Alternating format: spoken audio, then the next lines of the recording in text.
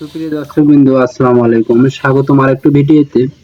তো মূলত কৃষকের জীবন বড় দুঃখদায়ক, বড় বেদনাদায়ক। যে কৃষককে দেখতে পাচ্ছেন, ইনি মূলত নিঃসঙ্গ একজন কৃষক, যার বাবা মা ভাই বোন বলতে পৃথিবীতে আর কেউ নাই। এই পরিবারে বড় ছেলে ছিল, একসময় পরিবারে নাহাল ধরতে তার জীবন শেষ করে দিয়েছে। সে নিজের জীবনের কথা কখনো ভাবেনি। সে পরিবারের সকলের মুখে হাসি ফোটানোর জন্য সারাটি জীবন পরিবারে কাজ করে গেছে। সেই বয়সে তাকে যে কষ্টগুলো ভোগ করতে হচ্ছে দেখলে অবশ্যই কান্না চলে আসে। দেখতে পাচ্ছেন, নিঃসঙ্গ কৃষক। সে পরিবারের কথা ভেবে কিন্তু নিজের সঙ্গীকেও সে কখনো জড়ায়নি। সে একাকিত্ব জীবন ভোগ করতেছে। বাবা মা ভাই বোন প্রায় সবাই মারা গেছে, যদিও দু একজন আছে তারা এখন পৃথক হয়ে গেছে।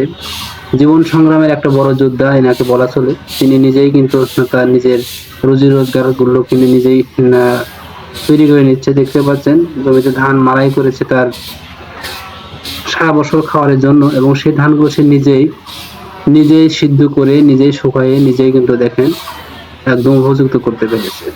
এরকম হাজারো লোক রয়েছে যারা পরিবারের কথা চিন্তা করে নিজের জীবনকে বিসর্জন করে দিয়েছে। যারা জীবন সহজভাবে চলেছে, এরকম সাদামাটা লোক অনেক সময় আপনাদের এলাকাতেও রয়েছে। আপনারা চাইবেন এই সকল লোকজনকে অবশ্যই শ্রদ্ধা করতে। তাদের জীবনে অনেক দুঃখ বেদনা কথা নিয়ে রয়েছে।